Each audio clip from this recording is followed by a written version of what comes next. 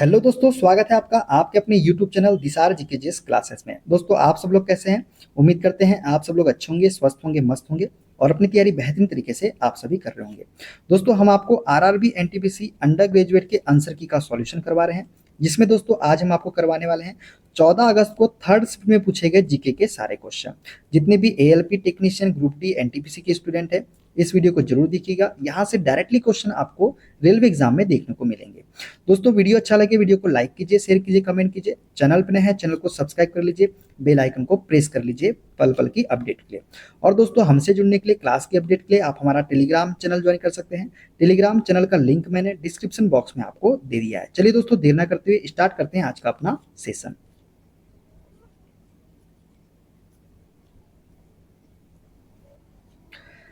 निम्नलिखित में से क्या तृतीय गतिविधि का एक उदाहरण है? दोस्तों, इसका राइट आंसर हो जाएगा ऑप्शन नंबर बी, अध्यापन। अध्यापन जो है दोस्तों, ये तृतीय गतिविधि का एक उदाहरण है। देखते हैं अगला क्वेश्चन। प्रसिद्ध उर्दू कवि और बॉलीवुड लेखक निर्देशक गुलजार को 2025 में निम्नलिखित में से किस पुरस्कार से सम्मानित किया गया? दोस्तों, प्रसिद्ध उर्दू कवि और बॉलीवुड लेखक निर्देशक गुलजार को 2025 में जो है ज्ञानपीठ पुरस्कार से सम्मानित किया गया। किससे? ज्ञानपीठ पुरस्कार से। देखते हैं अगला क्वेश्चन। भारत छोड़कर जाने से पूर्व भारत का विभाजन करवाने वाले अंतिम वायसराय का क्या नाम था? दोस्तों, भारत छोड़कर जाने से पूर्व भारत का विभाजन करवाने वाले अंतिम वायसराय का नाम था लॉर्ड माउंटबेटन। क्या था? लॉर्ड माउंटबेटन जो है राइट आंसर हो जाएगा। देखते हैं अगला क्वेश्चन। राज्य के नीति निर्देशक सिद्धांतों का उद्देश्य डैश की स्थापना करना है। दोस्तों, राज्य के नीति निर्देशक सिद्धांतों का उद्देश्य जो है एक कल्याणकारी राज्य की स्थापना करना है। क्या करना है? एक कल्याणकारी राज्य की स्थापना करना। देखते हैं अगला क्वेश्चन। सर्वोच्च न्यायालय का मूलभूत संरचना का सिद्धांत संसद संविधान की मूल विशेषताओं में परिवर्तन नहीं कर सकती पहली बार किस ऐतिहासिक मामले में स्थापित किया गया था? दोस्तों, सर्वोच्च न्यायालय का मूलभूत संरचना का सिद्धांत, जिसमें संसद संविधान की मूल विशेषताओं में परिवर्तन नहीं कर सकती थी, पहली बार जो है ये केशवानंद भारती बनाम केरल राज्य, जो कि 1973 में ऐतिहासिक मामले में स्थापित किया गया था। कौन सा? केशवानंद भारती बनाम केरल राज्य में। कब? 1973 में। देखते हैं अगला क्वेश्चन। रक्षा मंत्रालय द्वारा 500 इनवार एंटी टैंक गाइडेड मिसाइलों के लिए नियोजित ऑर्डर, जिसका मूल्य 2000 से 3000 करोड़ रुपए है, किस रक्षा सार्वजनिक क्षेत्र इकाई को दिया जाएगा? मतलब किसे दिया जाएगा? तो दोस्तों, ये दिया जाएगा भारत डायनेमिक्स लिमिटेड को। किसको? भारत डायनेमिक्स लिमिटेड को। देखते हैं अगला क्वेश्चन। प्रायद्वीपीय पठार के पूर्व और पश्चिम में कौन से जल निकाय पार्श्व है, मतलब फ्लैंक है? दोस्तों, प्रायद्वीपीय पठार के पूर्व और पश्चिम में जो है बंगाल की खाड़ी और अरब सागर जल निकाय पार्श्व है। देखते हैं अगला क्वेश्चन।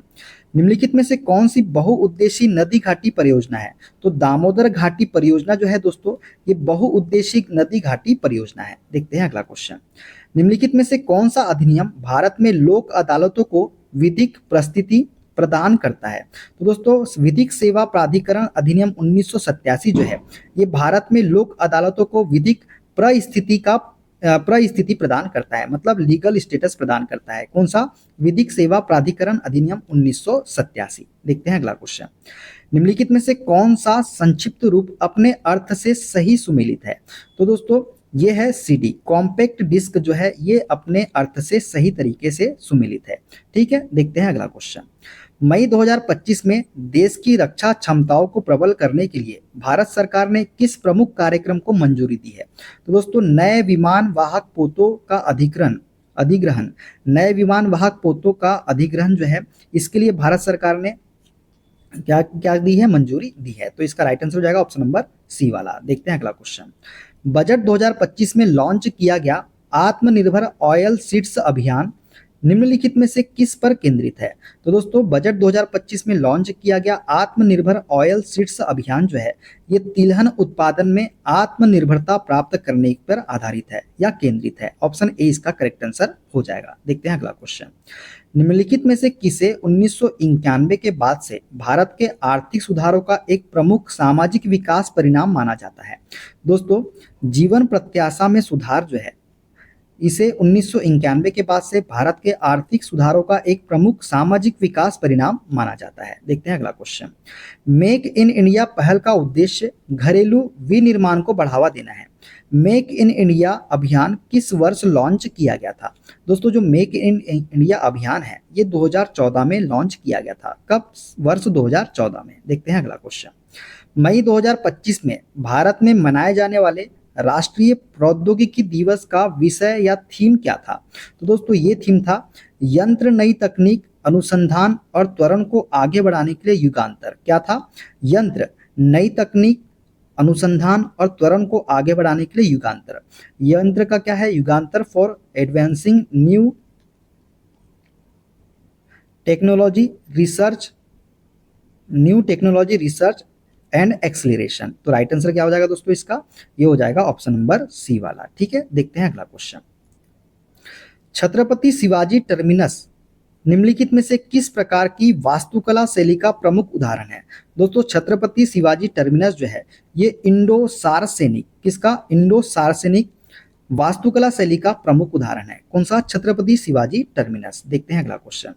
इंफ्रासाउंड माइक्रोफोन डैश से निम्न आवृत्तियों पर विमान के वेग, vortex, clear air turbulence, tornado और भूकंपीय घटनाओं का दूर से पता लगाने में सक्षम बनाता है।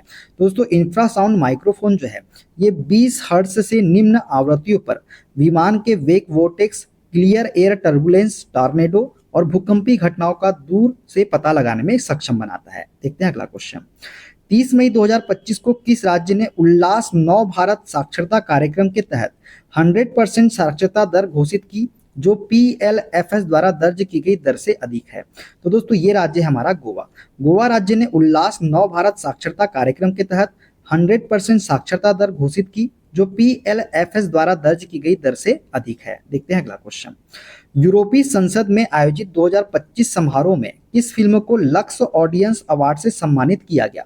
दोस्तों यूरोपीय संसद में आयोजित 2025 समारोह में फ्लो फिल्म को जो है लक्स ऑडियंस अवार्ड से सम्मानित किया गया था। देखते हैं अगला क्वेश्चन।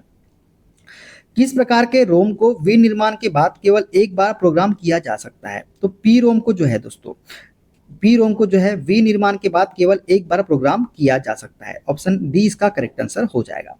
निम्नलिखित में से कौन सा बायोस्फीयर रिजर्व तमिलनाडु में स्थित है? तो दोस्तों मन्नार की खाड़ी बायोस्फीयर रिजर्व जो है ये तमिलनाडु में स्थित है। कौन सा? मन्नार की खाड़ी बायोस्फीयर रिजर्व। देखते हैं अगला क्वेश्चन। स्वतंत्रता के बाद भारत ने मिश्रित अर्थव्यवस्था बनाने के लिए एक योजनाबद्ध दृष्टिकोण अपनाया। प्रथम पंचवर्षीय योजना के तहत किस क्षेत्र को सर्वोच्च प्राथमिकता दी गई थी? तो दोस्तों कृषि को जो है प्रथम पंचवर्षीय योजना के तहत सर्वोच्च प्राथमिकता दी गई थी। देखते हैं अगला क्वेश्चन। इसरो ने अपना 100वां अंतरिक्ष प्रक्षेपण किस स्थान से किया है? तो दोस्तों ये किया है श्रीहरिकोटा। कहाँ से? श्रीहरिकोटा आंध्र प्रदेश से। इसरो ने अपना 100वां अंतरिक्ष प्रक्षेपण स्पेस लॉन्च जो है ये श्रीहरिकोटा से किया है। देखते हैं अगला क्वेश्चन। निम्नलिखित में से किसने 11वें ब्रिक्स पर्यावरण मंत्रियों के शिखर सम्मेलन 2025 में भारत का प्रतिनिधित्व किया है? तो अमनदीप गर्ग जो है दोस्तों इन्होंने 11वें ब्रिक्स पर्यावरण मंत्रियों के शिखर सम्मेलन 2025 में भारत का प्रतिनिधित्व किया है। देखते हैं अगला क्वेश्चन। उत्तरी मैदानों के बारे में निम्नलिखित में से कौन सी विशेषता सत्य है? दोस्तों उत्तरी मैदानों के बारे में जो विशेषता सत्य है यह है उर्वर मृदा के कारण घनी आबादी। कौन सी? उर्वर मृदा के कारण घनी आबादी, ये विशेषता जो है सत्य है। देखते हैं अगला क्वेश्चन। भारत में अखिल भारतीय सेवाओं का प्रावधान संविधान के किस अनुच्छेद के अंतर्गत किया गया है? दोस्तों भारत में अखिल भारतीय सेवाओं का प्रावधान जो है ये संविधान के अनुच्छेद 312 में किया गया है। किस में किया गया है? संविधान के अनुच्छेद 12 के अंतर्गत। देखते हैं अगला क्वेश्चन। निम्नलिखित में से कौन सा अधिकारी प्रशासन का निरीक्षण करने और प्रांतीय शासन पर प्रतिवेदन प्रस्तुत करने के लिए प्रत्येक 5 वर्ष में मौर्य प्रांतों का भ्रमण किया करता था? तो दोस्तों प्रादेशिक जो है ये प्रतिवेदन प्रस्तुत करने के लिए प्रत्येक 5 वर्ष में मौर्य प्रांतों का भ्रमण किया करता था। कौन? प्रादेशिक। देखते हैं अगला क्वेश्चन। औपनिवेशिक काल के दौरान डैश में आसफ जाही राजवंश की स्थापना हुई? तो दोस्तों औपनिवेशिक काल के दौरान हैदराबाद में जो है आसफ जाही राजवंश की स्थापना हुई थी। कहाँ पे? हैदराबाद में। देखते हैं अगला क्वेश्चन। भारत में अधिकांश ग्रामीण विकास योजनाओं को लागू करने के लिए मुख्य रूप से कौन सा मंत्रालय उत्तरदायी है? तो ग्रामीण विकास मंत्रालय जो है दोस्तों ये अधिकांश ग्रामीण विकास योजनाओं को लागू करने के लिए मुख्य रूप से उत्तरदायी है। देखते हैं अगला क्वेश्चन। सिनेमा के क्षेत्र में वृत्त चित्रों डॉक्यूमेंट्रीज का अभिलक्षण डैश है। दोस्तों सिनेमा के क्षेत्र में वृत्त चित्रों डॉक्यूमेंट्रीज का अभिलक्षण जो है अधिगम या मनोरंजन मनोरंजन के लिए वास्तविक दुनिया की विषय वस्तु प्रस्तुत करना, यही क्या है सिनेमा के क्षेत्र में वृत्त चित्रों का अभिलक्षण है। देखते हैं अगला क्वेश्चन। गृह मंत्रालय के अंतर्गत भारतीय साइबर अपराध समन्वय केंद्र I4C द्वारा शुरू की गई किस पहल का उद्देश्य साइबर अपराधियों के विरुद्ध त्वरित कार्रवाई को सुविधाजनक बनाना है। तो E0FI जो है FIR, कौन सी E0FIR जो है ये गृह मंत्रालय के अंतर्गत भारतीय साइबर अपराध समन्वय केंद्र द्वारा शुरू की गई एक पहल है जिसका उद्देश्य साइबर अपराधियों के विरुद्ध त्वरित कार्रवाई को सुविधाजनक बनाना है। देखते हैं अगला क्वेश्चन। निम्नलिखित में से किस राज्य ने मई 2025 में भारत की पहली AI एंकर अंकिता को क्षेत्रीय भाषा में पेश किया है। तो दोस्तों ये राज्य है असम। असम राज्य ने जो है मई 2025 में भारत की पहली AI एंकर अंकिता को क्षेत्रीय भाषा में पेश किया है। देखते हैं अगला क्वेश्चन। निम्नलिखित में से कौन सी भारतीय रियासत भारतीय संघ में शामिल होने वाली अंतिम भारतीय रियासतों में से एक थी। तो ये थी हमारी दोस्तों हैदराबाद। हैदराबाद जो है ये भारतीय रियासत जो है भारतीय संघ में शामिल होने वाली अंतिम भारतीय रियासतों में से एक थी। किससे? अंतिम भारतीय रियासतों में से एक थी हैदराबाद। देखते हैं अगला क्वेश्चन। भारत ने अपनी पहली स्वदेशी चुंबकीय अनुनाद प्रतिबिंबन MRI मशीन विकसित की जिसे डैश में स्थापित किया जाएगा। तो दोस्तों इसे अखिल भारतीय आयुर्विज्ञान संस्थान दिल्ली में स्थापित किया जाएगा। किसे? पहली स्वदेशी चुंबकीय अनुनाद प्रतिबिंबन मतलब MRI मशीन को। देखते हैं अगला क्वेश्चन। तापीय साम्य के विचार और तापमान निर्धारण में इसके महत्व को स्पष्ट करने के लिए 1931 में सबसे पहले किसने सिद्धांत प्रस्तावित किया था? तो राल्फ H फाउलर ने जो है यह सिद्धांत प्रस्तुत किया था। किसने? राल्फ H फाउलर ने। देखते हैं अगला क्वेश्चन।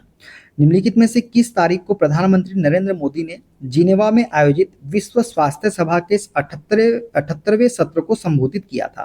तो दोस्तों प्रधानमंत्री नरेंद्र मोदी ने जिनेवा में आयोजित विश्व स्वास्थ्य सभा के 78वें सत्र को संबोधित किया था। कब? 20 मई 2025 को। किस तारीख को? 20 मई 2025 को। देखते हैं अगला क्वेश्चन। किस अपक्षयन प्रक्रम में तापमान भिन्नता के कारण चट्टान की परतें छिल जाती है?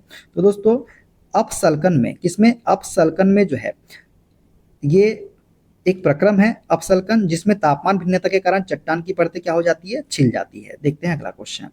निम्नलिखित में से कौन सी रासायनिक अभिक्रिया आर्थो हाइड्रोक्सी बेंजोइक अम्ल निर्मित करती है जो प्राथमिक अभिक्रिया उत्पाद है जिसकी दवाओं के लिए कच्चे माल के रूप में उपयोग किया जाता है? जिसका क्या है? दवाओं के लिए कच्चे माल के रूप में उपयोग किया जाता है।